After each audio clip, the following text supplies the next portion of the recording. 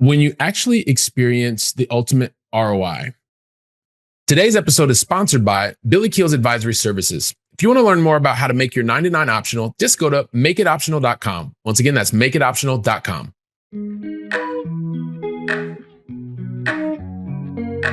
Helping you build freedom without losing your edge. This is the Going Long podcast with Billy Keels.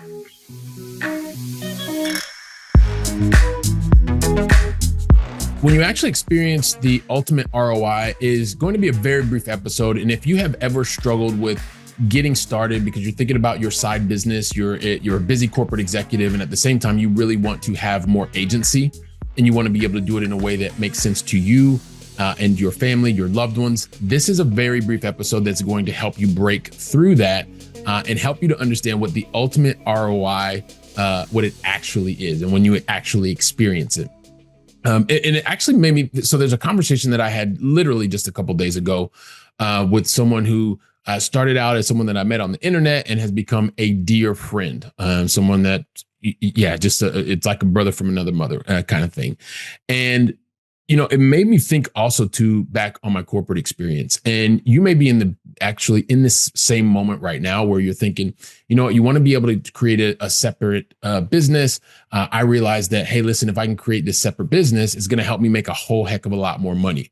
And I was really money focused. And because I thought that money, when you had money, and this is a result of the way that I grew up, which is I believed that money solved all problems and money solves money problems.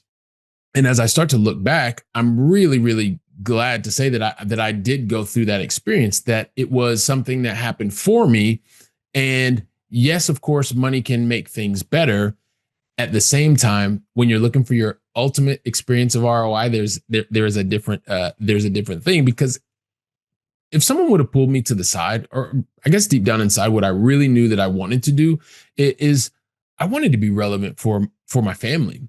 I wanted to be able to be in that position that says, yes, dad is relevant, and really wanting to be an example for my sons. So what did I do? Like a lot of people, right? Especially when you grow up thinking that money solves all problems, and you hear from your parents over and over, which is the thing that they've learned. And so that's what they taught, because they don't want you to repeat the exact same things that they did. And it was very similar for me. So I worked really, really hard. I was constantly on the planes, trains, and automobiles, especially in my early career. And especially before, and I've shared this a lot before, and a lot of that was happening. I was doing a lot of traveling. I was moving up the corporate ladder. I was doing all of those things until my heart broke when I missed my son's 3rd birthday party. And I've talked about that. But in the moment, it was such a painful thing that happened to me. And in retrospect, it was one of the biggest catalysts that happened for me to change the entire trajectory of my life. One of which helps to include understanding what the ultimate ROI is, which I'm going to get to the point, so don't go anywhere. And so, yeah, when you get the money and you get the titles and you have all of these things, because those are things that I had during my corporate career, that was a part of my identity. That was a part of what I believed was the most important part of me. But you start realizing that you can only get so many titles. You can only have so much money.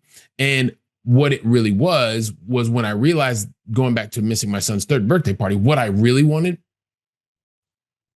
was agency. To be able to control the things that happened in my life, the time especially, that was one of the things that was the most important for me. And so, as I mentioned, when I went through the pain and the suffering of missing my son's 3rd birthday party, while I was sitting in a business meeting talking about, I don't even remember what I was talking about at that moment in time. Like today, many years after, 12 years after, I don't even remember what the conversation was about. But I remember the feeling of not being there with my son and not being in part of that moment. More for me, probably, than for him at this point in time, because you ask him and he's like, well, I don't even remember that you were there or not. But what I did is I realized I took a step back, and it was a matter of saying, okay, this thing has happened for me. I know that money and titles, that's important, but it's really how do I can have more control over my time, my future, and being able to be that relevant person for my family, specifically for my sons. And I realized that I had this scarcity mindset, right? Especially as it related to money, because once again, I thought money solved all problems, and I had a lot of money, what I thought was a lot of money locked up, and because it helped me feel comfortable.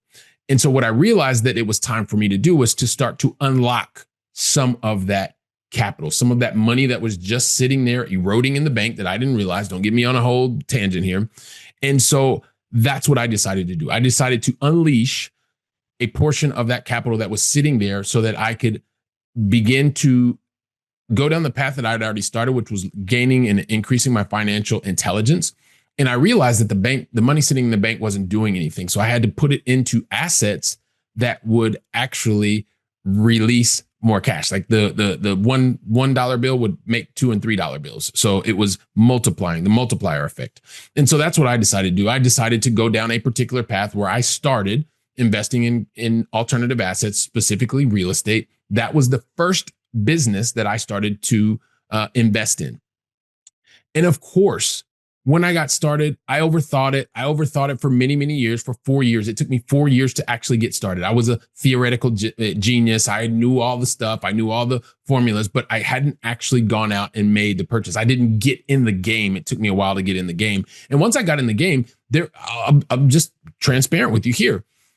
I did struggle in the beginning, because I went from this mode of being in the corporate mode, which is a deep specialization and really knowing your one thing, my sales profession, my sales leadership, being able to set a vision, lead the team, manage a business, all of these types of things, to now becoming the CEO, the chief everything officer, and being able to understand how it was going from moving from that specialization in corporate into that more of a generalist as I started this new path.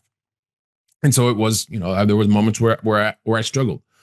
But I will tell you that making that decision to actually get in the game to start, of course it helped. Was it perfect? Absolutely not. Were there issues along the way? Absolutely. Were there high points along the way? Absolutely. It's just a part of the story. But what I can tell you is there's nothing like being able to set your own schedule and recognizing that you are ultimately the person who is responsible for whether you do X or Y. You do not have a boss to answer to. You do not have a board of directors to answer to. It is you that manages your schedule. You make the ultimate decision, right? That's the thing that I started to realize. But coming back to the conversation that I had earlier this week, and the inspiration for this podcast, is I started realizing how blessed I am, how fortunate I am, because I took the action before many years ago. Because when I think about being able to walk through my neighborhood, and this, in a European neighborhood in Barcelona, and being able to walk with my sons and walk through the neighborhood, talking about the things that are important and relevant to them, and I'm sharing things that are relevant and important to me. We're phone free. We're able to interact, be fully present, physically and mentally present, and do that in a way that makes sense for us. When I'm able to, earlier this week, I even went, and I think I'll write about this on LinkedIn for sure. Just being able to have on a Monday at 1:30, 1:45, to be able to sit there and have a wonderful pizza with my son overlooking the Mediterranean Sea. Why? Because I own my time, the agency, the thing that I talked about, being relevant for my children, being there, being mentally, physically present. It's the thing that is actually experiencing the ultimate ROI. The ultimate ROI is being able to be present, to be relevant, and to be able to do that in a way which is calm, not worrying about the business meeting, not worrying about the phone buzzing off the ringer or the notifications, all of those types of things.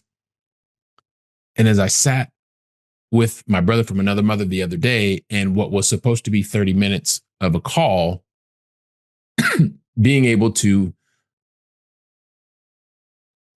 enjoy 2.5 hours of conversation, or closer to 2 hours, just at 2 hours, and to be able to sit there, be in the moment, and not worry about what was happening with time, because the ownership of time and the responsibility of the time belongs to me.